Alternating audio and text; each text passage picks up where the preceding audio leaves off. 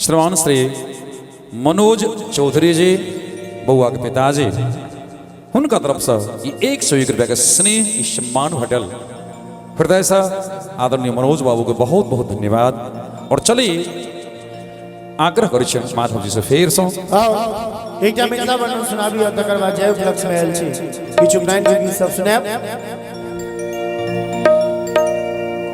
एहन सुंदर रे कोनो धाम यो भैया, एहन सुंदर रे कोनो धाम यो भैया। एक बार मिथिला नाम के नाम पर ताली नहीं बजा देबे, कनिक में ताली बजे सब बजे सबसे पावन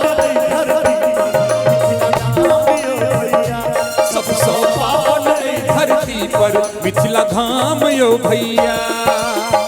एहन सुंदर में कोनो धाम यो भैया, एहन सुंदर में कोनो धाम यो भैया। सबसे पावन धरती पर मिथिला धाम यो भैया, सबसे पावन धरती पर मिथिला धाम यो भैया।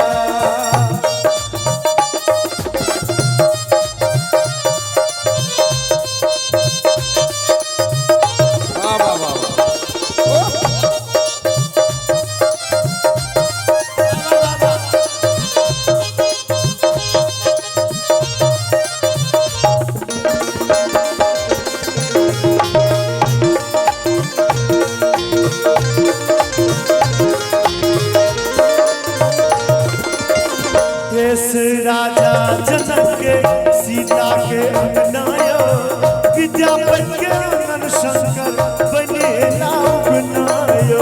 विद्यापति के आंगन शंकर बने लाभ बनायो। मर्यादा पुरुषोत्तम पाहुन राम यो भैया, मर्यादा पुरुषोत्तम पाहुन राम यो भैया।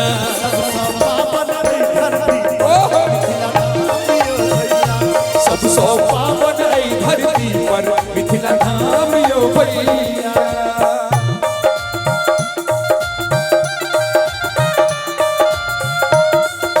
वाह वाह वाह यो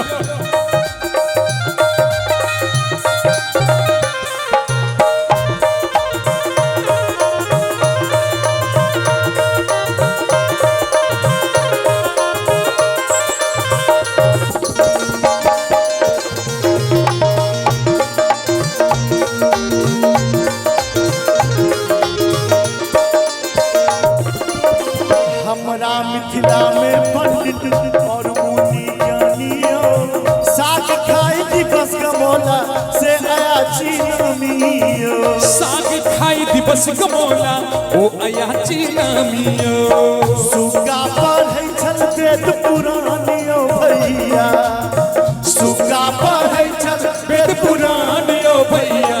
सबसे पावन मिथिला धाम यो भैया, सबसे पावन धरती पर मिथिला धाम यो भैया।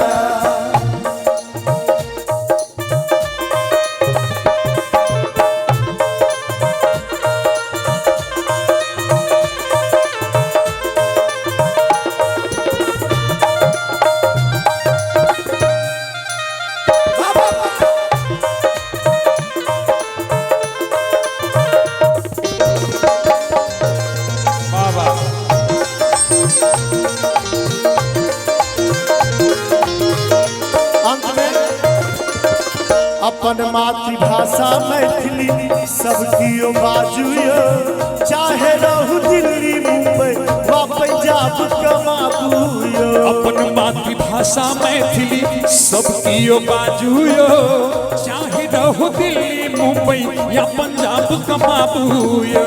मीठ बोल मैथिली पहचानियो भैया, मीठ बोल मैथिली पहचानियो भैया। सबसे पावन धरती पर मिथिला धाम यो भैया, सबसे पावन धरती पर मिथिला धाम यो भैया। एहन सुंदर रे कोनो धाम यो भैया, एहन सुंदर रे कोनो धाम यो भैया। कनी एक बार मिथिला धाम के नाम पर दुनू हाथ उठा के ताली बजबे सब गोटे कि सबसे पावन ऐ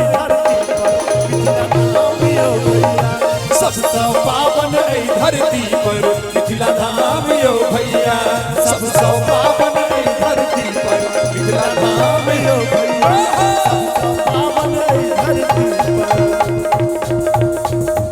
सबसे पावन मिथिला में भरल पट्टी गाँव यो वाह वाह वाह वाह।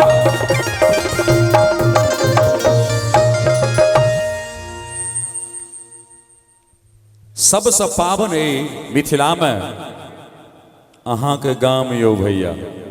उन्हें गीत में छल ने अचानक गीत में शब्द को जोड़ल गए। बहुत बहुत धन्यवाद।